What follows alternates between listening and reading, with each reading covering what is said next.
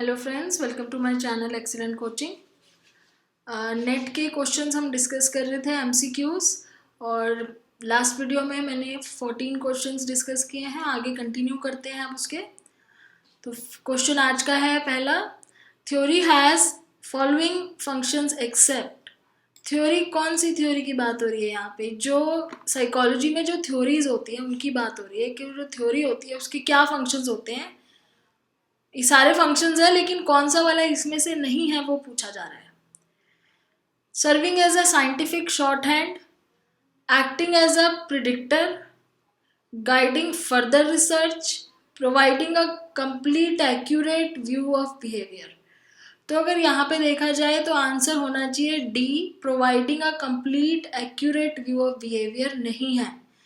Theory कभी भी accurate view नहीं देती किसी चीज़ का भी। मान लो अगर पर्सनालिटी थ्योरी की ये बात कर रहा है जिसमें हम बिहेवियर को प्रिडिक्ट करते हैं, तो पर्सनालिटी थ्योरीज हैं वो हमारे को हेल्प करती हैं अपनी साइंटिफिक रिसर्च में। प्रिडिक्टर होती हैं, प्रिडिक्ट करने में हेल्प करती हैं, फर्दर रिसर्च के लिए गाइड करती है, लेकिन कभी भी कंप्लीट एक्यूरेट व्यू नहीं देती है उस चीज़ का। तो ये तीनों थ्योरी के फंक्शंस हैं एक्सेप्ट पार्ट डी। नेक्स्ट है, the statement intelligence is that which intelligence test measure is an example of. एक स्टेटमेंट दी हुई है, intelligence is that which intelligence test measure. Intelligence वो चीज़ है जो इंटेलिजेंस टेस्ट में मेजर की जाती है। तो ये किस चीज़ का एग्जाम्पल है? ये स्टेटमेंट जो है वो क्या है? ऑपरेशनल डेफिनेशन है इंटेलिजेंस की, इंट्रोस्पेक्शन है, फ्री एसोसिएशन है कि डिडक्शन है? तो जैसे आपको देख के लग रहा होगा ये डेफिनेशन है। और ऑपरेशनल क्यों है? क्योंकि वो बता रहे हैं कि जिस चीज़ को हम इंटेलिजेंस टेस्ट से मेजर कर सकते हैं उसी को इंटेलिजेंस कहते हैं। जो चीज़ उस टेस्ट से मेजर ना हो पाए वो इंटेलिजेंस नहीं होगी। तो इसलिए इसका आंसर आता है operational definition. Next question, the statement a mother's intake of narcotics during pregnancy has no effect on the developing foetus. ये एक स्टेटमेंट है जिसमें कहा जा रहा है कि मदर अगर प्रेगनेंसी में नैरकोटिक्स लेती है, ड्रग्स लेती है, तो उसके बच्चे पे उसका कोई असर नहीं होता। तो ये किस तरह की स्टेटमेंट है? इस स्टेटमेंट को आपको प्रूफ करना पड़ेगा। अगर आप ऐसा कह रहे हो कि आपको इसको प्रूफ करना पड़ेगा कि होता है या नहीं होता, तो ये एक टेंटेटिव स्टेटमेंट है, ये प्रूवन फैक्ट नहीं है, ये टेंटेटिव है जिसको आपको प्रूफ करना पड़ेगा। और जो भी टेंटेटिव स्टेटमेंट होती है जिसको प्रूफ करना पड़ता है वो हमेशा हाइपोथेसिस होता है। और उसमें भी दो होते हैं, नल हाइपोथेसिस और ऑल्टरनेट हाइपोथेसिस। ऑल्टरनेट हाइपोथेसिस कहता है कि चेंज हो रहा है, इफेक्ट पड़ रहा है। नल हाइपोथेसिस बोलता है इफेक्ट नहीं पड़ रहा है। यहाँ पे ये कह रहा है कि नारकोटिक्स का कोई इफेक्ट नहीं पड़ेगा। तो जब कोई चेंज नहीं होता तो उसको हम नल हाइपोथेसिस कहते हैं, और जब कोई लाइन स्टेटमेंट ऐसा कहती है कि चेंज होगा तो उसको हम ऑल्टरनेट हाइपोथेसिस कहते हैं। हमें प्रूफ करना होता है अपनी रिसर्च से कि नल हाइपोथेसिस ट्रू है कि ऑल्टरनेट हाइपोथेसिस ट्रू है। First psychology laboratory was established bye, बहुत ही सिंपल और बहुत ही इंपॉर्टेंट क्वेश्चन है, आपको पता होना चाहिए। विल्हेम वुंट ने करी थी, लिप्जिग में करी थी, जर्मनी में पहली लेबोरेटरी साइकोलॉजी की 1879 में। Next, the believe that man has both a mental and physical nature is called. ये चीज मानना कि मैन एक ह्यूमन, मैन मीन्स एक ह्यूमन के अंदर मेंटल और फिजिकल दोनों नेचर होती हैं। उसका माइंड भी है, उसका बॉडी भी है, दोनों तरीके से वो बनता है। तो इस स्टेटमेंट को किस कैटेगरी में आप डालोगे? मोनिज्म में, डुअलिज्म में, इंट्रैक्शनिज्म में या फ्रेनोलॉजी में? तो हमने इंट्रैक्शनिज्म पढ़ा हुआ है जिसमें ये बात होती है कि पर्सन और सिचुएशन दोनों एक साथ काम करते हैं। तो इंट्रैक्शनिज्म जो है वो पर्सन और सिचुएशन की बात करती है, नेचर और नर्चर की नहीं, ना कि मेंटल और फिजिकल की। तो इंट्रैक्शनिज्म तो नहीं हो सकता है। मोनिज्म और फ्रेनोलॉजी का कोई रिलेशन नहीं है यहाँ पे। तो बचा डुअलिज्म। तो डुअलिज्म मतलब दो चीज़ें हो गई, मेंटल भी है और फिजिकल भी है। इंट्रैक्शनिज्म कहीं अगर आपको आ जाए तो उस टाइम आपका क्वेश्चन ये होना चाहिए कि कौन सी ऐसी थ्योरी इस चीज़ की बात करती है कि एक पर्सन का बिहेवियर उसके इंटरनल फैक्टर से भी इफेक्ट होता है और सिचुएशन से भी, तो हम इंट्रैक्शनिज्म पे टिक करेंगे। Examination of skull was one of the methods. ये हमारा कल का क्वेश्चन था कि जब हम स्कल के साइज और वेट को एग्जामिन करते हैं तो वो कौन से ब्रांच ऑफ साइंस में आता है, उसको बोलते हैं phrenology. The concept that complex substances can be described in terms of their component elements. ये कौन सा कॉन्सेप्ट है? हमने स्ट्रक्चरलिज्म के बारे में पढ़ा है, फंक्शनलिज्म पढ़ा है, बिहेवियरिज्म पढ़ा है, जेस्टॉल्ट पढ़ा है। मैं शॉर्ट में बता देती हूँ आपको। जेस्टॉल्ट बोलते हैं कि हम चीज़ों को एज अ होल देखेंगे, उनके टुकड़ों में नहीं देखेंगे। जब आप कोई चीज़ देखोगे तो आप उसके पार्ट्स को नहीं ढूंढोगे। आप लैपटॉप की तरफ देखोगे तो आप उसके पार्ट्स नहीं देखोगे, कीबोर्ड को या उसके माउस पैड को, ऐसे नहीं, आप उसको एज अ होल देखोगे, एक लैपटॉप है पूरा। बिहेवियरिज्म बोलता है कि हम उसके बिहेवियर को देखेंगे तब हम बताएंगे कि वो लैपटॉप है, वो कर क्या रहा है, उसके बेस पे कैसे बिहेव कर रहा है। फंक्शनलिज्म कहता है कि हम देखेंगे कि हम किस तरीके से वो फंक्शन करता है, उसके अंदर कौन से सॉफ्टवेयर है, किस तरीके से वो हमारे काम आता है, वो किस तरीके से प्रॉब्लम सॉल्व करता है, उसके फंक्शंस देखेंगे तब हम बताएंगे कि उसका पर्सनालिटी कैसी है और वो क्या है। स्ट्रक्चरलिज्म कहता है कि हम देखेंगे कि उसके अंदर क्या क्या चीज़ें लगी हुई हैं, कौन कौन से एलिमेंट्स हैं, कौन कौन से कंपोनेंट हैं, कितनी चीज़ों से वो अटैच है, कितनी चीज़ों से वो बना है, उसके अंदर मदरबोर्ड लगा है कि नहीं लगा है, उसके अंदर कोई बैटरी है कि नहीं।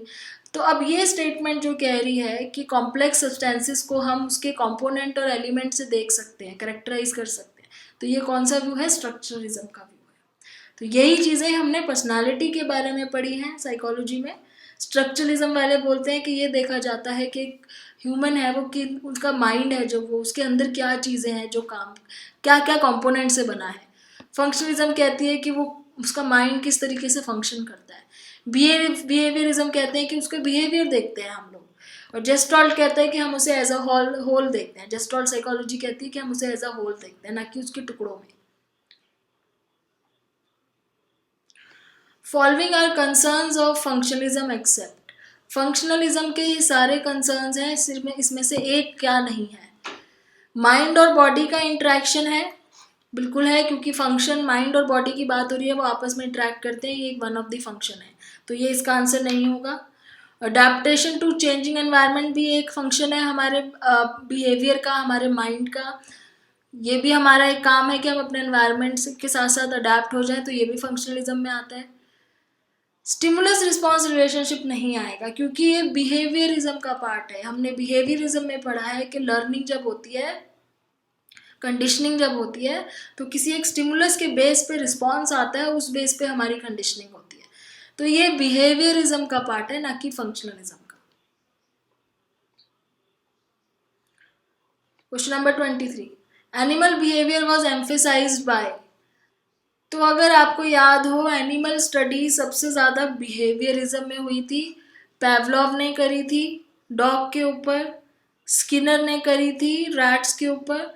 ज़्यादातर बिहेवियरिस्ट थे जो एनिमल्स के ऊपर वो करके एक्सपेरिमेंट्स करते थे, लर्निंग के, कंडीशनिंग के, ये प्रूफ करने के लिए कि जो हमारा जो पर्सनालिटी है, हमारी जो लर्निंग है, वो जो बिहेवियर है हमारा, वो लर्निंग की वजह से होता है। और ये सारे एक्सपेरिमेंट्स एनिमल पे किए गए थे, इसलिए बिहेवियरिस्ट में कहेंगे कि हम उन्होंने एनिमल बिहेवियर को ज़्यादा एम्फेसाइज किया था, साइकोएनालिस्ट में नहीं किया था। यहाँ पे ह्यूमंस की बात हुई थी, फंक्शनलिज्म में भी ह्यूमंस के ऊपर ही बात हुई थी और स्ट्रक्चरलिज्म में ही। Gestalt psychology focus mainly on problem dealing with. Gestalt psychology जब भी हम पढ़ते हैं तो वो सबसे ज़्यादा परसेप्शन की बात होती है। वहाँ पे हम वहाँ परसेप्शन में पढ़ते हैं, किस तरीके से हम चीज़ों को परसीव करते हैं, किस तरीके से हम चीज़ों को देखते हैं। पर जेस्टॉल्ट साइकोलॉजी में बोला जाता है कि हम चीज़ों को एज अ होल परसीव करते हैं, ना कि उसके पार्ट्स में। तो परसेप्शन के ऊपर फोकस है जेस्टॉल्ट साइकोलॉजी का। The method that Gestalt psychologists use in order to observe how an object was perceived by a subject is called। कौन सा ऐसा मेथड यूज किया था जेस्टॉल्ट साइकोलॉजिस्ट ने ये प्रूफ करने के लिए हम किस तरीके से देखते हैं ऑब्जेक्ट्स को?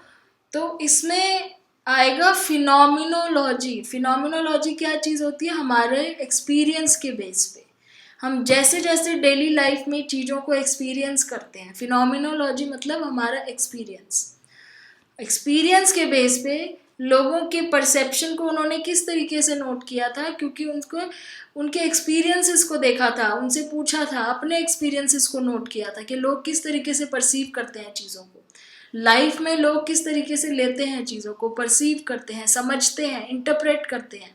तो फिनोमिनोलॉजिकल इनका व्यू था कि जो एक्सपीरियंस होगा उसी के बेस पे इन्होंने थ्योरी बनाई थी कि हम चीज़ों को इस तरीके से परसीव करते हैं, इंटरप्रेट करते हैं, समझते हैं, हम अपने वर्ल्ड को किस तरीके से समझते हैं एक्सपीरियंस के बेस पे।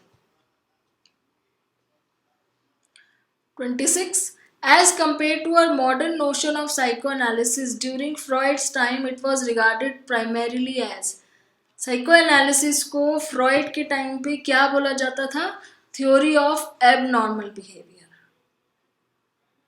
मॉडर्न नोशन ऑफ साइकोएनालिसिस क्या है कि हम साइकोएनालिसिस को एक ऐसी टेक्निक मानते हैं जिससे हम अनकॉन्शियस जितने डिज़ायर्स होते हैं हमारे, उनको अनकवर कर सकते हैं, हमारे अंदर के कॉन्फ्लिक्ट्स के बारे में हम पता कर सकते हैं, हमारी पर्सनालिटी का ऊपर उसका क्या इफ़ेक्ट हो रहा है ये पता कर सकते हैं।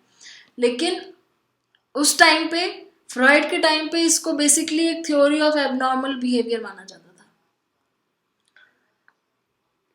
फिर आता है आपका लास्ट क्वेश्चन आज का, the most important contribution of functionalism to modern psychology. Functionalism ने मॉडर्न साइकोलॉजी को सबसे ज़्यादा क्या कॉन्ट्रीब्यूशन दी है?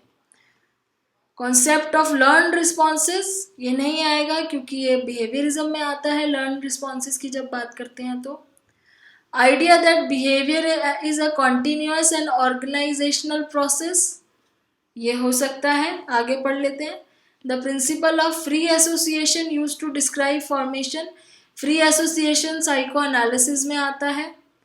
और उसके बाद emphasis of learning as an important adaptive device, तो लर्निंग और लर्न रिस्पॉन्सेज ये दोनों बिहेवियरिज्म में आते हैं, फ्री एसोसिएशन साइको एनालिसिस में आते हैं।